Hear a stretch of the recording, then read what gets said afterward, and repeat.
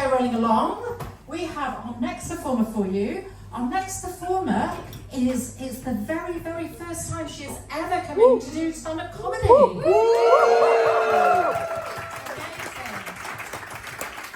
So, you guys, when she is doing her Netflix special, you can all think back to tonight and how you were the ones who saw her on her very first outing out. Please put your hands together. Huge warm round of applause. It's Layla.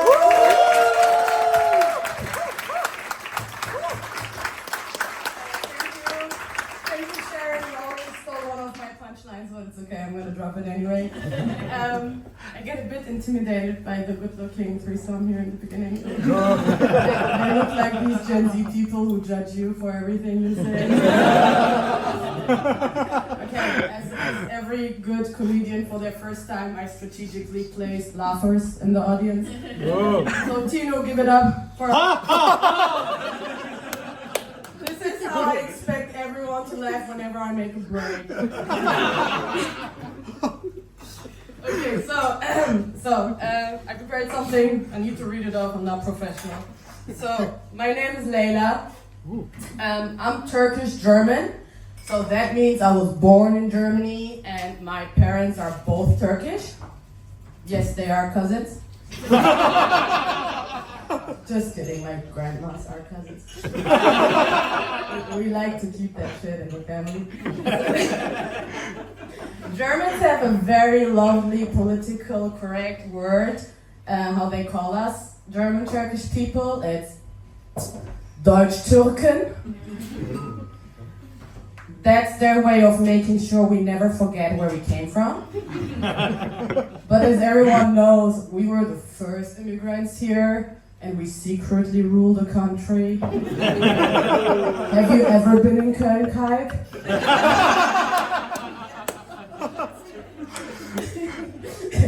You know, Echo Fresh, he's our secret ruler.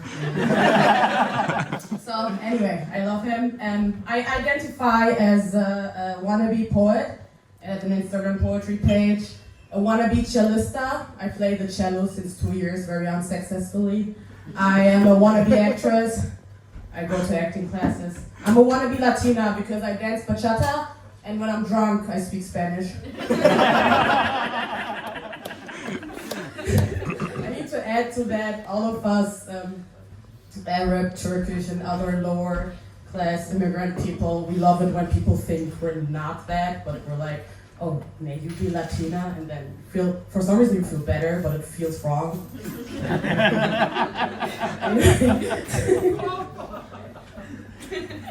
Well, and today I am a wannabe comedian. Hey. Thank you.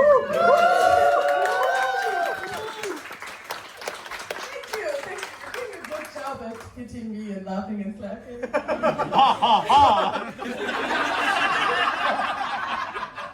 Love you, Tino.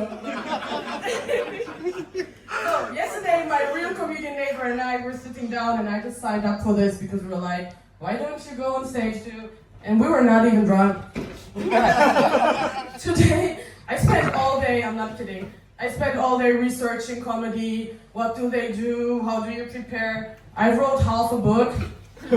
Not sure if I was already preparing for my Netflix special there. Thank you, Sharon. It was supposed to be funny. I wrote this before she said it.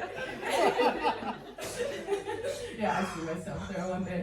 Anyway, what else? So, when I was doing that research, I changed my view on comedians. I always thought they're just broke people. and then I realized they put in a lot of work and time and effort for those 5 minutes, and they're still broke people. I can say this because I'm a rich corporate bitch. I just do this just for the kick. Depending on this guy. So, anyway, you know, comedians build their personality of roasting people, so I decided to roast comedians here. And I will spill all their secrets because I did all the research. So, apparently you need to come on stage and make them, the crowd, immediately like you, otherwise they won't laugh. That's like a golden rule. So I was thinking, okay, I go to a lot of comedy shows. Most comedians come on stage, and let's be honest, either they're fat, ugly, or kind of, I don't know, different or special in a way. And then they start making like jokes about that. And then you'll be like, oh, you're ugly, but you're funny. You have sympathy for them. So when I was thinking, if I go on stage and how people will perceive me, if I saw me, I would be thinking, bitch, you can't be pretty and funny. No. Okay, so you don't think I'm pretty. or funny. Doesn't matter. I have a job.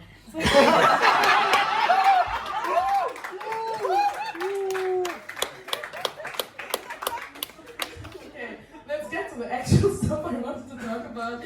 So before I started here, I was talking to the other comedians, and you would think they build you up as a one-timer, first-timer, but they actually roast you. So I asked Sharon to be second. One of the other guys was like, "It's your first time, you already have demands?" Then I talked to the other guy, and I was like, "Yeah, I have like 5 or 6 punchlines, I think that's what you call it." He's like, "I have 20. Thank you. Yeah, it's a competition apparently. Okay, so I am in a relationship since a few weeks. And we met on Carnival. So he was dressed as Rick from Rick and Morty. So this crazy professor guy, and I was Slap Girl. My whole costume was built on a sex toy I took with me. And I just slapped random people on the street. You wouldn't believe how many people in Cologne want to be slapped. It's all of them. Everyone enjoyed it. And anyway, I think our costumes really speak for our character. So he is actually a PhD student, professor, smart guy with an alcohol problem. And I really like sex toys, so it was a perfect match. Perfect match. Anyway, while I was dating my now boyfriend, I already still had a crush on someone else. And I was brutally honest to both of them about it. And then one day they were sitting in my kitchen with me, and they were talking about my cello. You know, I'm a wannabe cellista, don't forget. So they were going like, well, have you seen her cello? And then the other goes, yeah, but have you touched her cello? Have you played her cello? Have you pulled the strings of her cello? I was like, yeah, we're not talking about the cello, right? Anyway, the guy who's not the PhD student is a comedian, and as we all established, comedians are broke. So I'm glad that I ended up with the PhD guy, because obviously he's gonna be rich soon. Such a win for me. And in order to keep these guys' privacy, I will not tell you who they are, but they're both here to support me today. So you see my game? Just kidding, they're over there. Okay, I thought I would have not enough for this. I even brought my diary from when I was 12 to read like stories from that. Okay, I apparently I have 1 minute. Let's decide on one story. Anyway, when I was starting to date this guy, he's Arabic. At some point he started to call me Habibi. For all of those that don't know what that means, it means something like my beloved one. So I was like feeling very special once he started calling me Habibi. Until the other day we were in an Uber and the Uber driver was Arabic.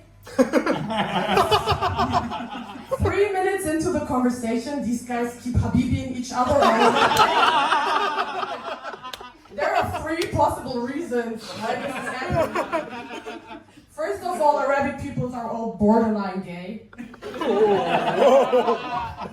Second, this is the beginning of a threesome. Or third, I'm not as special. Anyway, Sharon, is that like... Thank you!